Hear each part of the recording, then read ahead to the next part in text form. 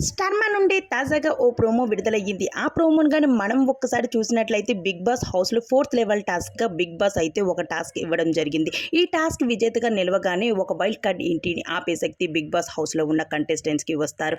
అవతల టీమ్‌లో ఒక కంటెస్టెంట్‌ని ఎలిమినేషన్ చేసే అవకాశం కూడా వస్తది. అయితే బిగ్ బాస్ హౌస్‌లో ఇప్పుడు టాస్క్‌ల వేటలో మునిగి తేలుతున్నారు హౌస్‌లో ఉన్న కంటెస్టెంట్స్ అందరూ. అయితే బిగ్ బాస్ ఇప్పుడు ఒక టాస్క్ ఇవ్వడం జరిగింది. అదేమి టాస్క్ అంటే ఒక డ్రింక్ ట్యాంక్‌ని ఇచ్చి ఆ ట్యాంక్‌లో ఎన్ని అయితే ఫిలప్ అవుతాయి, ఎవరి దగ్గర అయితే ఎక్కువ బాటిల్స్ వస్తారో వాళ్ళ విజేతగా నిలుస్తారు అంటూ బిగ్ బాస్ అయితే చెప్పుకురావడం జరిగింది.